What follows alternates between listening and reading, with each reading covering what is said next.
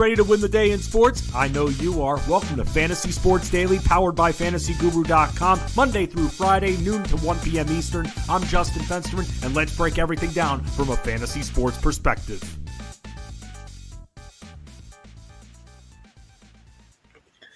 What is going on, everybody? My name is Justin Fensterman, and welcome to Fantasy Sports Daily here on the Elite Plus Network, powered by FantasyGuru.com, where you can find all of my work. You're normally joined by Ray Flowers on Tuesday, Monday through Friday, noon Eastern is where you catch all things going on at FantasyGuru.com. Ray normally hosts Monday, Tuesday, Thursday, Friday, and I handle Wednesday's show, but this week, I'm filling in on Tuesday, doing a little switcheroo. So don't worry, you will get your baseball, even though we're in all-star mode right now. You will get more of your coverage tomorrow as we do the old swap. But guests are still remaining the same. Armando Marsal going to stop by in just a little bit to talk fantasy football with me. Let's talk about what's on the agenda for today's show, because with it being a great time of the season, let me tell you what we've got going on the site, besides the fact that because, hey, free stream right here to everybody out there. Maybe you want to ride with the FG train, the Elite Mafia for the season. You could go to fantasyguru.com and sign up for one of our many packages that we offer, whether you're a season-long fantasy football player only, DFS only, a better, and that's it, or you bundle them all up together and you could get everything going, and you can get ready, because here, to go and sign up right now, there is the link. Keep it up on the screen as I talk a little bit about what we have coming up. In just a couple of weeks, I'm going to be putting out my auction stuff. Ray Flowers and I are actually tag teaming that. And in a couple of weeks, you'll be seeing my pretty face a little bit more for an entire week. So I'm going to be talking about auction strategies all throughout the week. So I'm going to save some of that auction coverage. But as always, if you have a question about auctions or anything like that, or anything I'm going to talk about today, including a little bit more on league setup, at Fensty Sports, FENSTY Sports, on X and also on Instagram, and in our Fantasy Guru Discord at Fensty. I'm your lead NBA analyst and also do some work on the football side of things too. By the way, make sure you catch the Elite Sports Show with Jeff Mans, 2 p.m. Eastern on Fantasy Sports Radio, going over all the things you need to know as you get ready for your fantasy football drafts. Jeff also just put out last week a One Man's Opinion episode, which should essentially be with us at all times on speed dial throughout the NFL season, talking about all the coaching systems, why they matter, why certain teams go with certain schemes, what we should look for. And so that's why we all need to get to know this. There is a lot of information out there, and it's one thing to have the information. It's quite another to understand it. And Jeff does a great job, whether it's on the Elite Sports Show or his One Man's Opinion podcast that comes out every single Wednesday. Does a great job of explaining all the different schemes on both the offensive and defensive side of the ball. Armando Marsal helped Ted Schuster write the offensive line breakdowns. I'm going to talk to Armando about that, because offensive lines truly do matter when it comes to the protection of your quarterbacks. Not all quarterbacks can throw very quickly, have that quick release. They need some time, and that's where it is just crucial. Besides all the articles that we have coming out on the site, we also have our Draft Strategies podcast series that's been coming out here. Each day you'll get a new draft strategy. You have Jeff Mans' intro already out there. I just did the Dynasty League Strategy podcast with Russell Clay. That'll be out later this week, talking about, hey, if you're trying to dip your toe into fantasy football dynasty for the first time, well, Russell and I talk about what to look for when it comes to rules, what to make sure that you have included in your dynasty leagues, his favorite formats, also talking about some red flags for those that might want to take over a team. When should you stay away? When is it that you don't have any veterans and it's a true rebuild, and now it's going to take you 3 years to just rebuild that team with all those picks? All those trades you're going to have to make, converting a lot of those picks to players. We talk all about that. Also, a little bit later on this week, another strategy podcast, Best Ball. And Best Ball run wild right now at fantasyguru.com. And I'll be hanging out with Tyler Beaker, talking a little best ball strategy with all of you. And as you know by now, Jeff Bands has talked about it, as have all of our analysts, including me.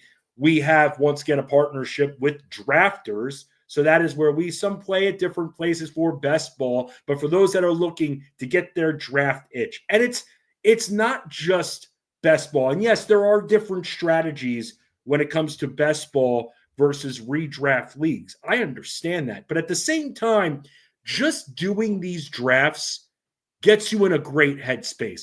It gets you used to it. I don't know if any of you had anxiousness before your fantasy football drafts. Maybe life is coming at you pretty quickly and you need to cram. Now you're a little bit nervous. Well, that's why you do drafts beforehand. And at Drafters, we're offering a great deposit bonus, as you see right there. And also, how about this? Because a lot of what you see out there from these sites that have these amazing promotions, new promotion, it's for new depositors. It's for new subscribers. We have a reload bonus with the code RELOAD, 20%.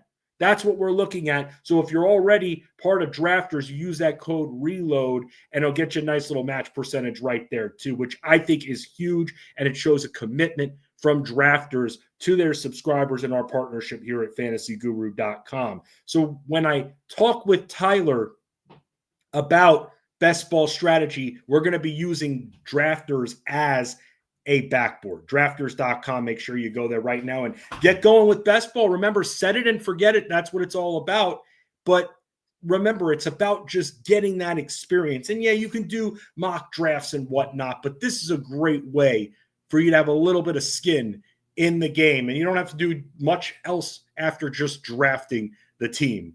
So that's all you have to do. And go to drafters.com because it's a great promotion. It's a great partnership that we have. And I've not really seen the reload bonus anywhere else before. That was actually the thing that excited me the most because, like I said, a lot of these partnerships that you see, especially when you see them on DraftKings Sportsbook, FanDuel, for instance, a lot of it will be geared towards new depositors. They're not coming to you for being it's your 5-year anniversary. Here's $200 for the site to play for free. Maybe you're a big baller shot caller, but besides that, you're not getting that. You'll get the $5 gift on your birthday, which, by the way, I did that. And just to tell you, for all those wagerers out there, I love wagering.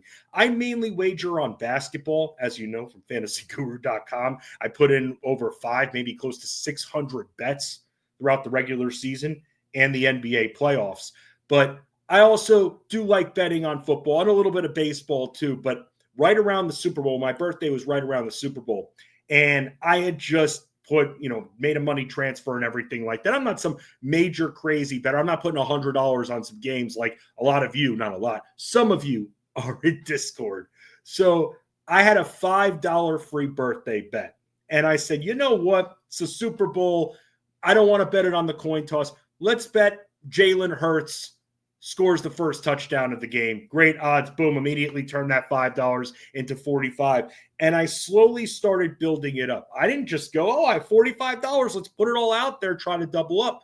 It was a slow build and I didn't have to deposit. And I actually got that up to about, I want to say $125 from just slow playing, slow betting. That's what it's all about. A lot of these sports, remember that, especially if you are going to be wagering with us this year at fantasyguru.com for the NFL season, that it's a marathon. We got to get to know these teams, these players, the right props to bet. There are going to be a lot of low yardage props out there that are going to be in your face. We're going to have to look at the matchups, and that's where we've got you covered at fantasyguru.com.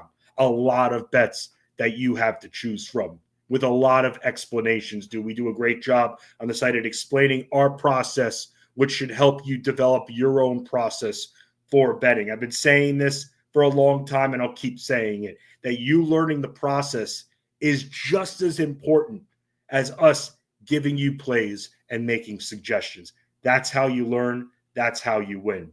Before I continue talking about football and some of today's topics, what I've been going through, especially in my research drafts, getting ready to go, player movement, I'm going to talk about that a lot today. I also just want to say, a few of you were asking, well, Fensty, while you're on the stream, can you give us something, a few basketball futures? Yes, I can. I absolutely can. But fantasyguru.com, Fensty's Basketball Diaries are where that information is. In my weekly basketball podcast on the site, I'm starting to talk about futures. I'm starting to look at odds. I'm starting to look at which teams are looking like that they could be heading to the NBA championship. So each week I'll continue talking about that throughout the summer, leading you right to the start of the NBA season. Then it's DFS strategies, teams of focus, different teams when it comes to how they run their offense, especially at different paces. And that's where it'll all come in. So I'll do a little bit of basketball on streams moving forward if it applies, if there's a major trade. But I appreciate a lot of you asking me about basketball coverage, especially for the offseason. And yes, we will have it at fantasyguru.com in podcast form, Fensty's Basketball Diaries on the Elite Plus network. So make sure you go there and you check it out. Something else, because I actually really do love talking with all of you, because you're the pulse. I need to know, and we all need to know what you need to know. What is prioritized? What is most important? And whenever we do things, because you don't know what kind of audience you're talking to. You don't know if you're talking to someone who's playing for the first time, maybe a second-year player, or someone who's been playing for 20 years, where things seem very obvious. And Armando Marsal is going to have a podcast as part of our strategy series about league setup. And I was actually going to change the doc you see right there, the document, and I was going to take the defaults off. But for the last few weeks, you guys have been very forward with, wow, you can't believe some of these sites have these as default settings. And you got to make sure you're changing them now. And a lot of what we talk about when it comes to league setup, and a few of you roll your eyes, but I'll give you my take on something that for me is very important, and that a lot of people talk about trade voting. There are people, and I've talked with Rich Mileto about this, that doesn't believe there needs to be any kind of policing or any kind of activity that could veto a trade. And for me, I'm more, and I talked about this a little bit last week, I'm more of the commissioner decides. And a fair commissioner will be impartial all the way through, even if something like a trade does pose a threat to their team. I know it at the end of the day, it's the commissioner's league, but if you're investing time and money into a commissioner, then you should be able to, through and through, trust said commissioner. So that's what I was talking about last week, and I'll continue talking about it this week. So when it comes to setting up your leagues, and you'll get more in the strategy podcasts on the site, they'll keep coming out one by one. We have 20 strategies for those podcasts coming out. I mean, make sure that when you're setting up your league, if you're not going to handle the trade because you're going to have voting, and the thing is, when you have a voting system, it should at least be majority. And I never understood why these sites do this. It just never made sense to me why these sites would say, well, 3 votes constitutes a veto. That's crap. That's crap. And if you don't change these default settings, you're going to be seeing in your 12-team leagues, all it takes is 3, maybe 4 votes, and that's it. And then a trade is overturned just like that. Not even the majority. And it shouldn't be that way. And you got to play fantasy football how you want. With me, my leagues, commissioner decides. It does. I'm someone that can look in the mirror and say, hey, look, if something happens that goes against my team, so be it. Then I got to do a better job of managing my team. If I feel that threatened that I'm going to ruin the sanctity of the league, shouldn't be happening. Absolutely shouldn't be happening. But if you are going to have a voting system, and you may look through your rules quickly, be like, trade vetoing votes. Okay, great. You're moving on. No, to me, if you're going to have a voting system, then, personally, I feel like it's 12 Angry Men style, and it's got to be unanimous. But if you are going to have a voting style, it's got to be, to me, the overwhelming majority. That's what it has to be if it's not going to be unanimous. And you have to be consistent when it comes to that. But the problem sometimes that you run into is, and it's not like everyone is being put in a room and having to raise their hands where everyone's watching them. No, they hide behind their computers. They hide behind their phone screens.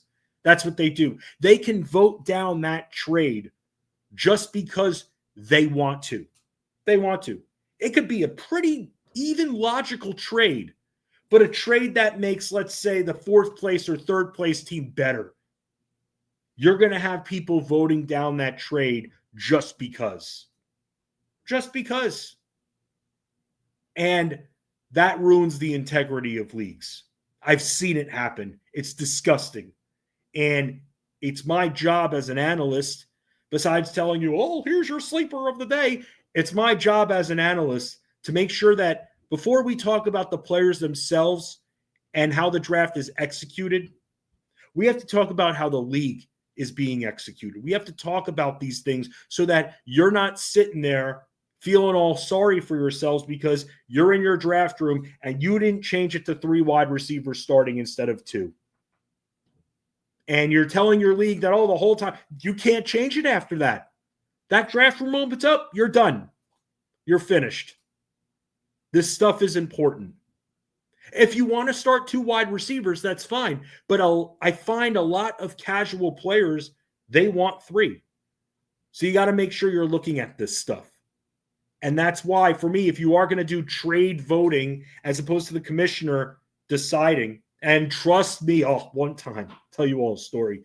One time, I was at a bar. I was at a bar, and there were just so happened to be a bunch of people there. Probably of the 12 people in my fantasy football league, I want to say about 8 or 9 of them were in this spot. So it was almost everyone. And a questionable trade went down. And I looked it over. I studied it. I tried to be like, it did look a little bit weird, but nothing too crazy. I even went as far as went to the guy and said, you meant to do this, right? He said yes, who I thought might have been getting a little bit of a raw deal, meant to do it, believes in the player that he's trading for, and that's part of it right there. And so for me, I let the trade through, and I had about 2 drunk, pissed off people that came to me and started yelling in my face. And thank goodness another one came over at the time and said, he's the commissioner. That's what it is. I felt the trade was fair. My team was competitive. The trade that was made would have made another team very competitive, would have changed the playoff picture. But I had to make a decision right there. And as a commissioner, that's your job. That's your job to do it. There's unwritten rules of being a commissioner that you all have to remember. Towards the end of the season, you've got to make sure everybody's setting a legal lineup. You do. Towards the end of the regular season. Absolutely. And if you don't have anything that counts towards the consolation bracket of the playoffs, once playoffs begin, you have to turn off roster moves of those other teams. They're going to play till the end if you finish early. They're out of it. They pick up a big player. They have a higher waiver priority, which you shouldn't be doing, but a lot of you will still do it. Waiver priority. They're going to have more of a budget in their fab, and they're going to get that player, and it's going to mean absolute nothing. Nothing. These are things that you have to do. These are things that you have to remember when you're setting up your leagues and you're a commissioner. Thankless job. That's a part of it. And there are people out there that tip the commissioner and all. That's not something that's required. That's something that I see happen sometimes and everything. That's not something that's required. That's a champion or someone who just won big money being very nice about it. But you don't have to tip the commissioner. If you're on a league site that's paid, you're paying for the league. You're not paying for the commissioner. So you're paying the extra premium for the league itself, because that shouldn't be on the commissioner. You know what kind of league you're joining when you're joining a paid league that has better customization of their settings. These free sites, while we could complain about them, they're free. What do they owe us? Yeah, we're giving them their traffic, but what do they owe us to change their settings? A lot of them, which they probably haven't touched since 2002. So at the end of the day, you have to make sure that you're on this. I'm sure some of you didn't even think about that before as well. What happens when the playoffs begin? Let's say you got a 12-team league and 6 make the playoffs, and you don't have any cash prizes for the consolation group. They have the consolation group on these sites for one reason, to keep your traffic, to keep their traffic up, and to keep you coming to the site. Oh, it's not over. You lost, but it's not over. Win the consolation bracket. Get nothing. But make sure, and this is to me, and some of you commissioners might disagree with this, make sure that you turn off those moves. And yes, you're going to have to go into the settings. As teams get eliminated, you turn off their access to adding and dropping players. That's how it is. And people forget to do it. Hell, for me, when I went to reset my league, for some reason I thought, this is where this all started. I did a whole show on this that you can look on the SiriusXM app. I did a whole show on that. I did part of last week's stream on it. And then if I didn't get the response that I got last week from some of you after the fact, then I wouldn't even be touching this. But now for the next couple of weeks, I'm going to be picking out things to talk about so we can make sure we set our leagues up correctly. It's very easy to mess up. I've made mistakes before, and I've hated myself for it for the entire season. But then you make a mistake once, you tend to not make it again. But when I was resetting up my league, because I thought for some reason Yahoo ate my home league that I had running for the last number of times, not a keeper league or anything, I could reset it. But I would have to reset those settings. And I went to those settings, and I just couldn't believe what I saw for the defaults. And it took me about 25 minutes before I realized where the league was and why it didn't auto-renew. So I was setting up a new league, and there was a lot that I had to change. If I'm taking that time right now, I'm just making sure that I'm making all of you aware on these things, whether it's Yahoo or ESPN. ESPN has position limits. You want to be that person that drafts a bunch of running backs, corners the running back market. I've seen it happen a million times. You want to be that person? Well, ESPN will limit you unless you turn off those limits. You shouldn't be limited. You really shouldn't. You want to build your team a certain way to the point where you have very little of most of the positions, but you have a hell of a lot of running backs, and you want to spend your season trading, up to you. Up to you. For me, I like having depth at multiple positions. But for some, they like to corner the market. And trading is a part of the game. And for me, as much as I love the whole concept of trading, when it comes to trading in fantasy sports, I try to do it as little as possible because I try to really be aggressive on the waiver wire all year. I could be in first place or last place. I'm still going to be aggressive. And in most cases, you should be able – and when you lose your first-round pick, it sucks. It sucks. Hard to make that up. But when it happens early in the season, you can. But some people play fantasy football just to trade. But then when it comes time for playoff time, you really don't know what kind of foundation that you have because you're constantly changing your roster composition. So just be careful of that. And if you're someone that likes to trade, try finding things on the waiver wire before all of a sudden overreacting and selling off a great player for 50 cents on the dollar because you need a certain position and it's week 2 or week 3. You got to be careful when it comes to that. And we'll continue talking about that, whether it's in Discord. But what I love about this whole conversation about league setup and commissioners, we actually, in our Fantasy Guru Discord, have a commissioner corner related Discord room specifically for commissioner issues. And I think it's great. There are a lot of different questions to be asked when it comes to fantasy football. We've got one room for our Discord specifically for Dynasty. We've got one room specifically for Best Ball. We've got one room specifically for waiver wire, which I think is awesome because waivers, you know, they come and go and everything like that. And also when it's first come, first serve after waivers run, you all have questions there. Keeping things organized so we can make sure we're answering all of your questions. I think the Commissioner's Corner is awesome because it not only allows us to talk about some of these issues that your leagues are having, but also to talk about them and solve them together in season. How you get access to all of these rooms, boom, right here. fantasyguru.com/product/NFL-memberships. And if you get everything bundled together, then you will have access to all of our Discord rooms, all of our betting spaces, everything that we have going on. We've got the Man's Cave, which everybody knows about too. We have now rooms for trades. We have rooms for keepers. We've got specific rooms so we can really, instead of having everything come to one Discord room, we can stay organized so we can make sure we help all of you. So again, a new room in Discord for trades, keepers, waiver wires, a commissioner's corner, which will probably be one of my favorite rooms because it's important to me. And you can tell from the last few weeks, it's important to me that your leagues are set up the right way. It's important to me that everybody in your league has a good time and you have a good time being a commissioner. And that's why you're signed up right here, because when it comes to fantasyguru.com, we've got all your help here for you. And we also have different specific rooms so we can all hang together. Maybe you find your answer from somebody else who's subscribing on the site. I think it's great. I'm all about organization.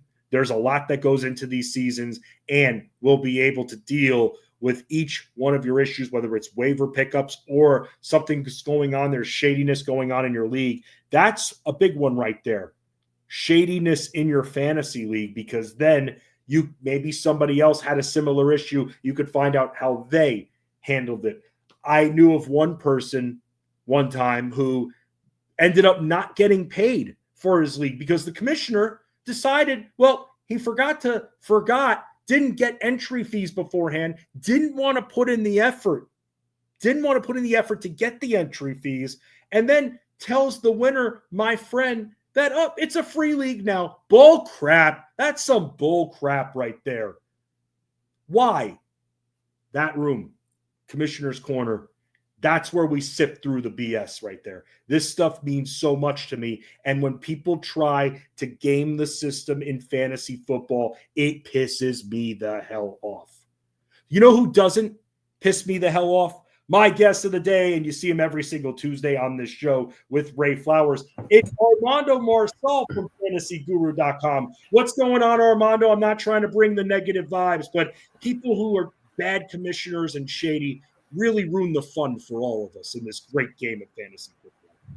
Yeah, they do. I've seen a lot of instances on, like I've read it on Twitter. I personally never, I've been fortunate never to deal with that. But yeah, you see people get scammed sometimes by the commissioner. I just heard what you said, that the commissioner decided not to collect and then decided to make it a free league. Like that's not cool. Like, what I'm saying, that's not cool. Like if you choose, that's why I always say, we talk about this a lot, like collecting beforehand. I think that's very important as a commissioner. But if you've been in the long league and it's family, friends, and you want to handle it that way, sure. But you can't at the end decide, hey, we're not going to collect the money. It's now free. You can't do that. You got to be a commissioner of your word, Justin. So, it's sad that you see that. But I agree. I think a good commissioner can make a league very, very fun, and a bad commissioner can essentially ruin leagues, right? Like I've seen bad commissioners just ruin leagues, and leagues no longer take place because of that. So, Armando, I was talking about our strategy. By the way, Armando_Marsal on X, the artist formerly known as Twitter. Make sure you catch his podcast, Mind of Marsal, at fantasyguru.com, right here on the Elite Plus network. I was talking about my basketball, Fantasy's Basketball Diaries. Mind of Marsal comes out multiple times a week, so you have all the info ready for you. Armando really leading up and helping out a ton, getting everything organized, because we're talking all about organization, getting us all organized on the site. And with that, Armando, our podcast series, our draft guide strategy sessions that we have here for our podcast series, you've got one coming out in the next couple of days with, I believe it's Tyler Beaker, about league setup and everything. And I got to ask you, man, because this all started a few weeks ago because I thought my league got eaten up by Yahoo. And I went to essentially set my league up once again, because normally I could just auto-renew it, but it didn't auto-renew. When I went to the league and I went to Yahoo, I saw all these default settings that you kind of forget about it until this time every year. And if you don't go through these settings, then your league is going to be screwed. And there's a lot of old school settings out there. One of the things that's a default setting that I wanted to ask you about, how to handle trading in fantasy football leagues, because there are some that believe in a voting system. There are others like yours truly that believe that the commissioner should have that power and you should trust in your commissioner. And then there's some like our buddy Rich Mileto who believes there should be no barrier at all and every trade that's made should automatically process. Where do you stand on this? So I stand with you as far as like, I think there should be no voting. There should be nothing. If there's a trade that seems suspicious, if there looks to be, cheating involved, that's when the commissioner steps in and, and then maybe discusses it with the players involved, the managers involved, and go from there, right? Like I like the fact that you should be able to trust your league members. That's why, in my opinion, be selective of who you allow in your league, right? I think trusting your league members is the way to go, and then letting them trade. I let, like in my league, there's no voting and there's nothing. It's just, if there's never been an issue, right? If there's ever concerns about a trade or somebody, they can talk to me, and if I see it both sides, or I look at it from an objective perspective or whatnot. But no, I don't think there should be voting, and I don't think it should be a free for all either, because I think that will, create opportunities for people to maybe find a gray area to trade in, Yeah, they'll make a deal on the side and they'll try to put in a trade where someone who seems to be out of it all of a sudden just happens to make a trade near the trade deadline, giving a contending team a piece, and that raises the red flags. They could be making a deal on the side. If you win, you give me 10, 15% deal. And that's why I just wanted to put everything out there, because also something I've noticed with these defaults too, if you're not making the change and your league defaults to voting, on Yahoo, 3 votes or 4 votes rather in a 12-team league, vetoes a trade. Not even half. That's a problem to me, man. And that just shows right there, people can just vote down the trade just because they don't want to see a team flourish. And that's the big key right there, right? Because people are not objectively voting. They're really not. They're voting for what benefits them and their team and their situation and their season, because there's fair trades that benefit both sides, and at times it's going to help a team significantly, right? Because of the holes that team may have. And other managers might be like, well, yeah, that is a fair trade, but if this trade does go through, I'm done. I'm in a bad situation because I have to face this team 2 more times this season, or I have to face both of these teams. So I agree. I think it shouldn't be put up to vote for that reason, because if it was an objective voting, sure, then everyone's going to be objective. But I think we could be very honest here and say that a good 30-40% of the votes will not be objective. And that right there itself can overturn a fair trade. I've seen it happen before. I wish I didn't, but winning and money and greed, it does something to some people. Yep. And I know this isn't WWE with Eddie Guerrero, rest in peace and power, cheat to win or anything like that. Lie, cheat, steal. This isn't that. Okay, we want a fair league. And if you can't trust your commissioner, you're investing your money potentially to that commissioner, you're investing your time, you're investing your trust. Trust the commissioner 100%. Even if it's going to hurt their teams, they should still just deal with it anyway. And if that commissioner is going to veto a trade, like that's fair, then you shouldn't be in the league with that commissioner, and he shouldn't be that commissioner at the end of the day. He shouldn't be a fantasy sports commissioner. Now, Armando, talking about things that are very important for quarterbacks, offensive lines. Jeff Mans in the Elite Sports Show talking in his podcast, One Man's Opinion, talks about them all the time. The importance of systems, the importance of protection of the quarterback, giving them time. You and Ted Schuster actually tag team the offensive line breakdowns. You did the AFC. Ted did the NFC teams for the breakdowns, and you guys graded them. I've been reading them, and I have to ask you, Armando, who are a few quarterbacks that are being drafted mid-draft and even later on in drafts that have just fantastic offensive line coverage and protection? Yeah, you could start with Bo Nix. He has, arguably the best offensive line in football right now. Justin Herbert, that offensive line has been a work in progress, and it's really come along. It looks really good. I had a solid season last year. I think they're going to get even better this year. Kyler Murray there in Arizona has a very strong offensive line there as well.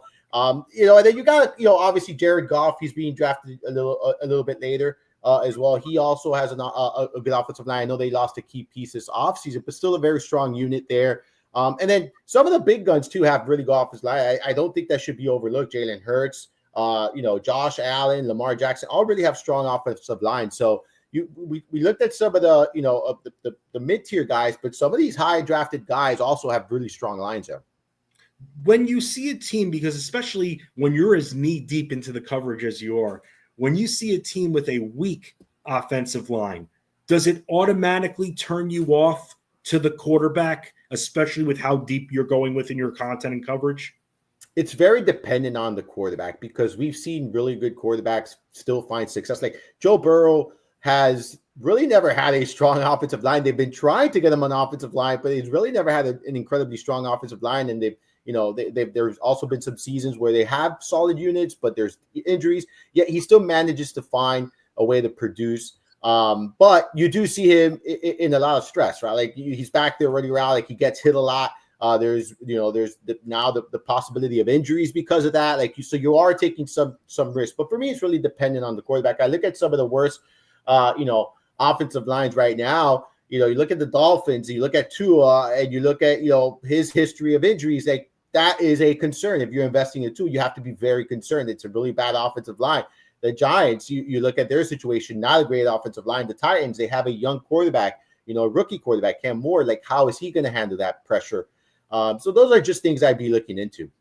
Yeah, and it's very important. And that's why, Armando, that's why it's important to really hone in and make sure everybody goes to fantasyguru.com and reads yours and Ted Schuster's content. Because for me, someone that needs to do a little bit more researching into some of these other offensive line players, these non-skilled position players, the defensive guys, it really helps the way you guys break it down and the way you guys, what they were ranked, the players individually, before going to the end of last season to where they are now, how they fit in the current scheme, I think is absolutely great. And it's something that for a long time in this business, we weren't thinking about as much. Jeff Mans was always talking about quarterbacks being a product of the system and their environment. So that's why I always look forward to your offensive line breakdowns with Ted. Let me ask you this here. Oh, I'm sorry. Were you going to say something? I was just going to add one more thing. Like you mentioned it, how it works in the system. Like the Dolphins is a very time-based offense, right? Like that is what their offense is based on timing. If there's not a good line protecting the quarterback and the timing gets disrupted, the offense doesn't look good, doesn't produce, isn't able to be efficient. And that's just one additional, note there that how it matters, how that offensive line matters. So Armando, you also do some content regarding, because I'm hitting up a little bit of each of your content pieces that you put out there, just so everybody knows what heat you're bringing to the site. You're doing a little bit on super flex leagues. I got to ask you, man, what do you prefer to play in? One quarterback or 2/super flex? I enjoy super flex leagues. I prefer super flex leagues over 2 quarterback leagues. I've been very vocal about that. Like I've talked about it on my podcast as well. Tyler Beaker and I did an episode a couple of weeks ago, talking about this specific topic. So for me, it's 2 quarterback leagues. It gives you or super flex leagues over 2 quarterbacks and over single. I've been doing super flex league now for my home league has been a super flex for like about 10 years, I think it is. And we've been having fun with it. Like we've just been having fun with it. And it's a fun way to create a new dynamic to your league. Oh, 1,000% right there. It's when are you going to draft your second quarterback? That's the big question. You got to have a nice few late round targets. And if you do wait too late and you go with a more, 50-50 guy, you probably then have to draft somebody else right afterwards too, to kind of hedge a little bit, Armando. I'm not as much. I play in super flex leagues. I'm the traditional 1 quarterback guy. I just like that a little bit better. It's like, so I like both really like a lot, but I've enjoyed super flex leagues because it forces people to get out of their comfort zone, right? And you now see a run of quarterbacks. Do you want to be part of that run? Do you want to take advantage of the players that are there? So it just adds a different dynamic. And when you look at today's NFL, like it's become a very, there's a lot of pass heavy offenses. There's running quarterbacks. Like it's just a different a league that it was, 6-7 years ago. So it just creates it just creates a different dynamic, which makes it more challenging, really. And that for me, if it's a little bit more challenging, I'm always going to enjoy it. What quarterbacks, because for me, and I've talked about this on the stream a bunch here, I feel like Caleb Williams is becoming my guy this year. I don't want to have necessarily in the 7-8 leagues that I'm in 5 shares of him, but I find myself really in that. You mentioned Bo Nix, Caleb Williams area. My mind is open. There might be a few leagues where I say F it and go 4th round Jalen Hurts just like that and just essentially be comfortable knowing that I've got a dominator going in. Who are some of the quarterbacks that you see yourself? Who are some of your favorites that you see yourself having multiple shares of? Justin Fields is really one of those guys for me when you look at, quarterbacks in that range that I'm targeting. I just began my drafting process over at Drafters. There we have actually a promotion, so make sure you take advantage of that. But I've been and he's been someone I've been targeting a lot. CJ Stroud's another one that's going really late that I'm kind of intrigued by here. When you look at the supporting cast there, the weapons that he has, he's intriguing. I know he had a regression year last year, but I expect him to take a step forward here. You mentioned Bo Nix. Bo Nix is one of my favorite targets at his range as well. Drake May is one that, given the rushing upside and really waiting around, to take that first QB, I think he's someone that makes a lot of sense. There's nice rushing upside there. They've improved their offense. They've added some, pieces there. So I think he's going to take a step forward. They have obviously a new coach, a new offensive coordinator. So I'm expecting a step forward here for Drake May in year 2. Someone who I really liked coming out of college. The landing spot wasn't ideal, but I think it definitely has improved. You mentioned Justin Fields, by the way, and we just saw, by the way, because it was going into the offseason, you didn't know what the Jets were going to do. Garrett Wilson wanted out, and then they just gave him a massive extension that I'm seeing people debate whether or not the Jets even had to do that. But now $90 million guaranteed, so he's going to be their guy now. So with Justin Fields, and I spend a lot of time, especially when the Elite Sports Game Time show was on, spent a lot of time with Ray Flowers, Armando. And Ray, just like you, just locked into Justin Fields. And I'm starting to notice a bit that his average draft position, which again, for those that don't know, I don't use it as the Bible. I don't use it as the Torah. I don't use it as the way. I use it as a range. You're starting to see him creep up just a little bit.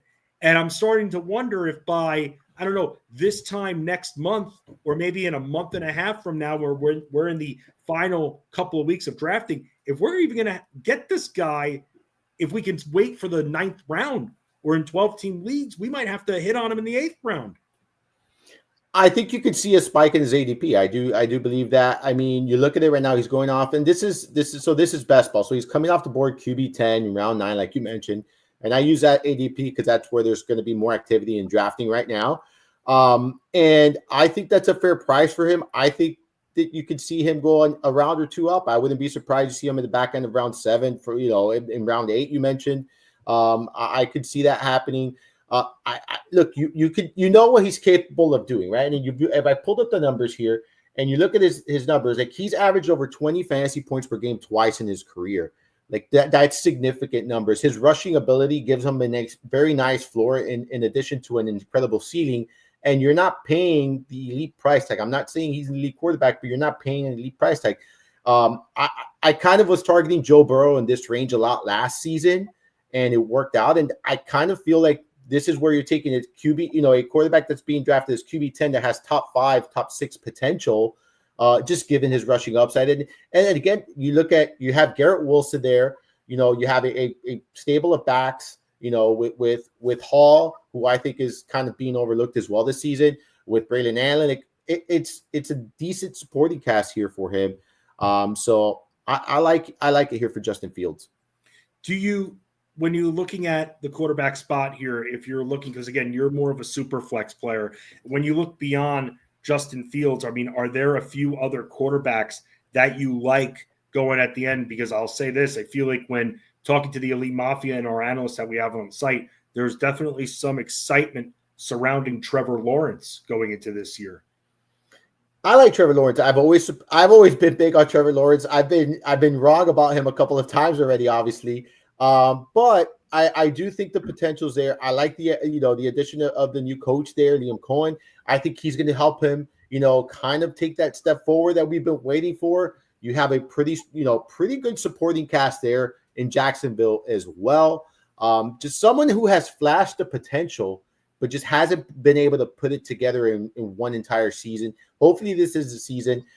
You're getting him late, But I just would just go out and say, like, just understand there's volatility, right? Like when you're waiting for a quarterback like this, there's volatility. There's a potentially, low floor at times. There is a nice ceiling.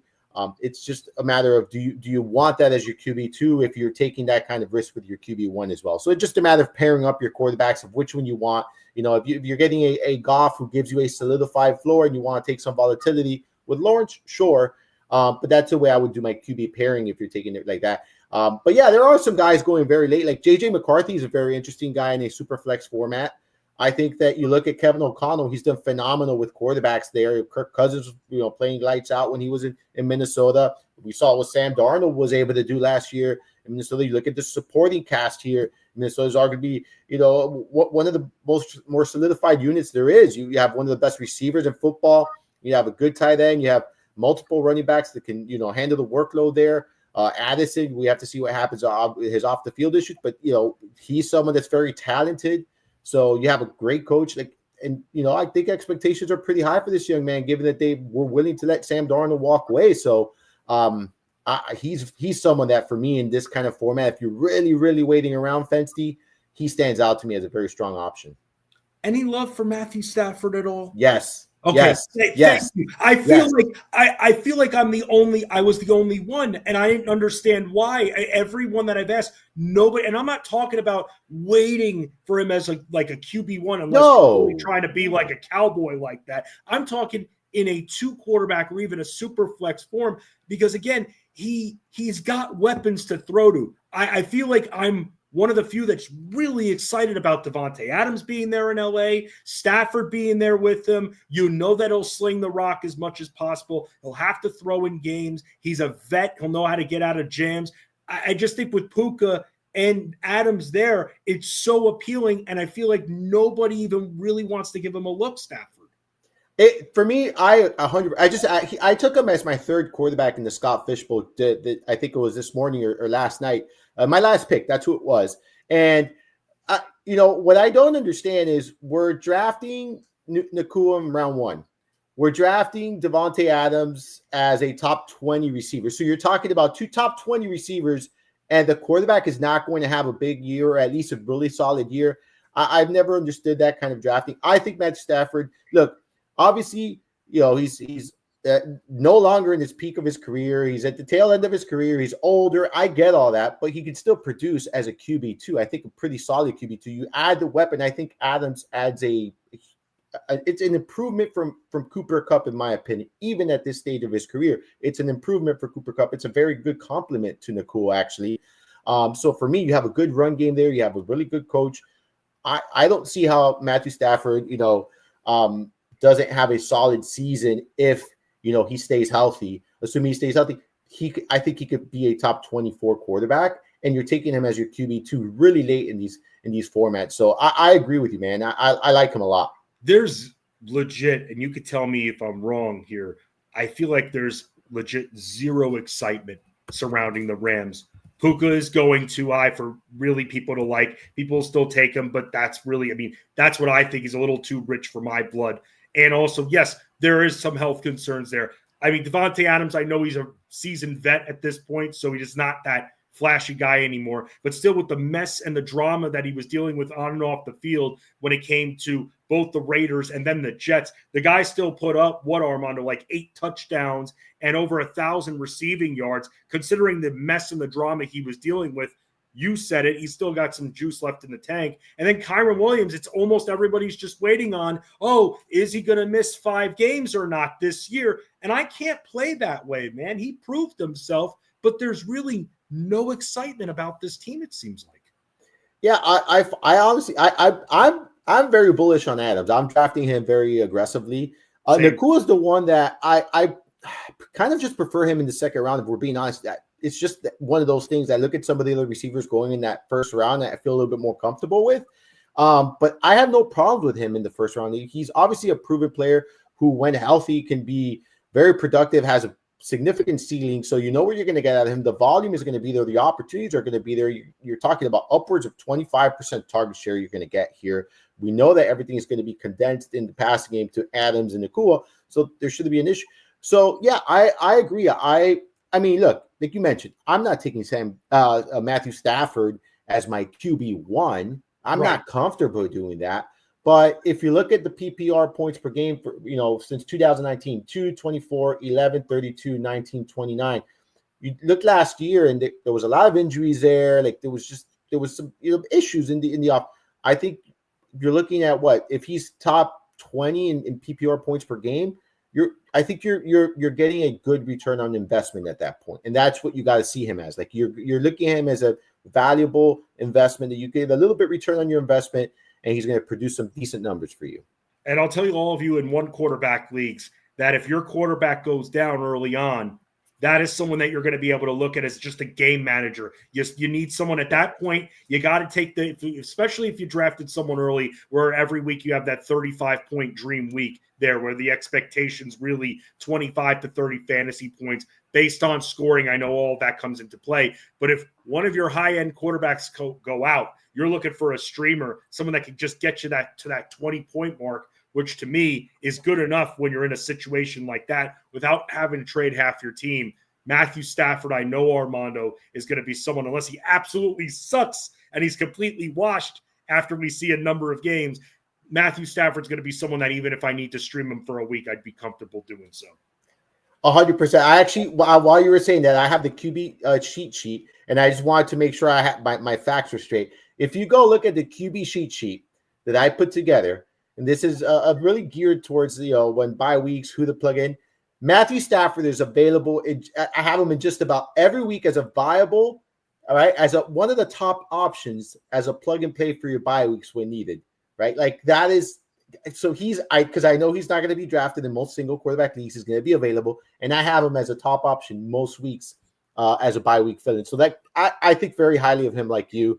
I pulled up Jeff's rankings. He's QB 16. I feel like we're all in lockstep here when it comes to Matthew Stafford. Like you just have to be realistic with expectations. And I think that's what we're trying to hammer down here. Like be realistic with expectations. Just because we like the guy a lot, just because we're really excited about him, doesn't mean we're here comfortable taking him as a QB1 or we think he's going to be a top 10 quarterback. We're not saying that. But in a 2-quarterback league, you're getting a decent value. And if you lock in Josh Allen or Lamar Jackson, and you really want to wait until later in your draft to get that second quarterback, I think that it will be an excellent pairing with one of those elite quarterbacks, because I do think he's going to give you a pretty solidified floor, like you mentioned. And I think there's going to be those peak weeks where he has those 20 plus, 25 plus fantasy point games when Adams and Nakua both go off for over 100 yards and a couple touchdowns.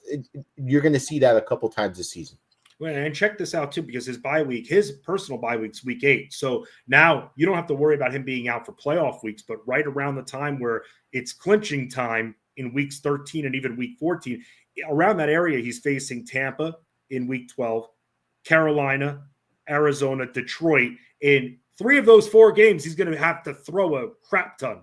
I'll tell you that much. So, okay, all right. So Arizona is away. What's that? Okay, is Arizona away? Arizona is away. Okay, and Detroit. Well, that one doesn't matter. Yeah, Detroit's home. It doesn't. Okay, so Arizona's good weather. We're talking about late in the season too. So look at that too. Like late in the season, you're getting good weather. They get good weather at home. You're away at Arizona. That's good weather. So there's not a ton of worry about the weather either, right? Late in the season. No, just in Carolina. Well, yeah, but I mean, it's never really terrible there. No, not until you hit December. That's when it starts to get questionable. But again, this is someone who, is he going to necessarily get you to 30? No. Can he get you to 22, 25? I think so. And that should be fine. Yeah. It's almost like everyone has it. And a lot of people are, wow, when my player's out, I need this person to replicate exactly. That's not how it works, man. And that's why it's very important, these draft rounds and rounds 8 through 12, to really take some swings and make sure that you're getting enough depth at these positions, because these bye weeks, man, they're late. They're always going to be late. People can complain and complain. The bye weeks are always going to be late. They're always going to be right around clinching time too, and we have to make sure we're prepared. Yeah, I agree 100%, man. I agree. And if you haven't check out the bye week cheat sheet. It's going to be very helpful for your bye weeks. It's a tool that's part of the draft guide. I do it every year. And this year I added a fifth option. I usually do 4 options, but I added a fifth option because I know there's a lot of injuries and stuff like that at the quarterback position. So in case you're dealing with injuries and bye weeks at the same time. What do you have coming up on the site? So I have obviously today. I posted already podcast number 2. I did that with Russell Clay. That's the off season. That's up on the site tomorrow. Like you mentioned, Tyler Beaker and I we have the league setups a podcast going live. I start the league setup series this week. My first article will go live tomorrow, and then there'll be one each and every day of the week. Until I cover all of the league setups that we cover there. Obviously the Mind of Marsal podcast that can be found every week there. Over at Fantasy Guru, and then I'm working on collecting up data. This takes a lot of time, but by the end of the month, I'll be posting the QB target shares, which is a spreadsheet that pretty much shows where the quarterbacks are throwing. So the percentage of their pass attempts that go to the receiver, the percentage of the pass attempts that go to the tight ends, the running backs, and then I also include the throwaways. So you kind of get an idea where the quarterback is looking and where they like to throw the football to. Armando, you've got a lot of coverage up on the site. You've got red zone coverage. You've got zero running back, which we'll have to definitely hit on a little bit more in another episode for sure here. And by the way, I've got one more thing for you per tradition on your Tuesday shows, Armando. Let me grab this very quickly there because I don't have a fresh pack, but I know you and Ray tend to open up cards here. So I'll just show you this right here. I opened up, I had my nephews in town. And so we did a little blaster box break. And so immediately upon seeing my cards, because you know how the younger generations are, they're into the current players. We're more into the past as well. I ended up trading my nephew. He offered the trade, an Anthony Davis trade, a card trade for this Dirk Nowitzki Topps Chrome. Whoa, look at that. That's a nice card. And I just find it funny that you don't get the team jerseys, the team names on the jerseys or anything like that. But from what I heard, that's apparently changing starting next year. So I got that, and this is my big pull, the Stephon Castle. Oh, look at that. That's a nice card too. Yeah, man. So wow. Yep. There you go. Those are some nice cards. Yep, but the Dirk one was cool and everything like that. So we got a box and I pulled this was a box that was gifted me. And a Pippin. It was a Pippin. It was a red parallel. Nice. Oh no, wait. Yeah, it was. Yeah. It was red. It was nice, man. It was nice. Next time I'll come on with you, I'll bring it on so I can show you. It was a good one. What was your best pull from a pack? Do you remember what one card when you pulled it literally from a pack, not buying it in the case or anything like that? It was a Wemby rookie. It wasn't a great one, but it was, I think, like a $50, $60 card. Nice. A Wemby rookie card. Nice. That's probably the best. But I also don't buy super expensive packs. Like I've been to the card shop. I've been tempted, where you get the one of ones, but these packs are, upwards of $100. I'm like, is it really worth it? I'd rather go on eBay and get the card that I actually like. So that's what I do. When I really want a specific good card, I'll go on eBay and then I'll kind of hunt it down and get into bidding wars and stuff like that. I've always wanted a Michael Jordan rookie card. And so expensive. They're so expensive. And my local card store actually has one in the case. It's rated like 9, I believe it is, 8,500. Yeah. 80. Yeah. Like, dude, it gets to a point where it's like, I know it's the holy grail, but you could do a lot with 8,500 there. My best pull, you remember the company Metal Universe? Remember Fleer Metal and Metal Universe? Yes. I pulled this like in 98, 99. So it was after he was retired. I pulled this Michael Jordan Planet Metal card that's worth like $800 now. Is it in like tip-top condition? No, there's a little bit of like, little corner that's a little jagged, but I've kept it in this case the entire time. And that to me, I remember it was the last card and it was like, it's this semicircle card. It's not even a full rectangle. It's cut. And I just got this and it was like the greatest thing I ever pulled. Nice. Nice. You don't have it graded? I don't have it graded. No. Have you considered? I've never gotten a card graded before. Well, I've never sent one to get graded either. So Yeah. I haven't sent one to get graded. I have a stack that I want to send to get graded, but I have not sent any to get graded. Hey, it wouldn't be a Tuesday if we didn't talk about some cards here on Fantasy Sports Day. I'm always watching you guys and wondering in your 1994 baseball packs, Donruss packs, if you guys are gonna like pull anything like crazy. But back then, like in like inserts were worth like $10 back then. Yeah. Well, I have 2 brand new boxes sealed and everything. A Nice. 92 Donruss, with the That's a Derek Jeter rookie year, I believe. and then 92 and 91 are the Okay. two. I think I have a 92 and a 91 or a 92 and a 90. Brand new. They're factory sealed. I have not touched them. They're there. They're in my closet. Amazing. So I have them there hanging around. Yeah. Cards are just so much fun. I love it, man. Yeah, I love it too, man. It was like I've kind of I forgot have right here. I have something I have to put away right here so that you can see. I have them all over my desk. I have I have a sleeve thing here. The pandemic, man. The pandemic brought back cards, dude. It really and the kids did. love it, so it's a hobby I enjoy with the kids. Like that's the thing. It's so great. It's like I have a blaster box, and it's like you're guaranteed like one hit, and you don't know who's getting the hit. And then it's like the little 3-year-old that just pulls it out and is ready to use it like a frisbee. Like, Exactly. No. You're like, please don't. My nephew pulled a Chauncey Billups autograph. And my other nephew's like, oh, can I see that? And he was about to throw it to him. And I'm like, no. In the case. Oh, my goodness. No way. Here, catch. Oh, my. Oh, that would have been bad. You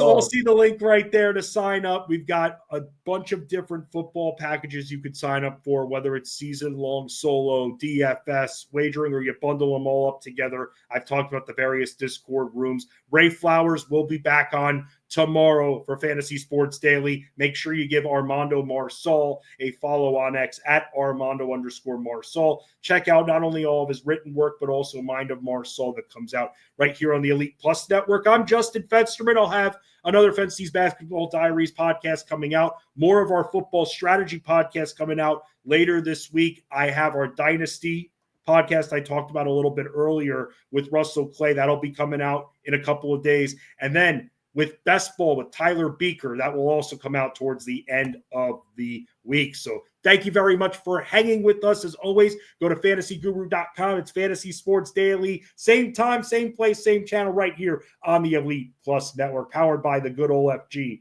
Fantasy Guru.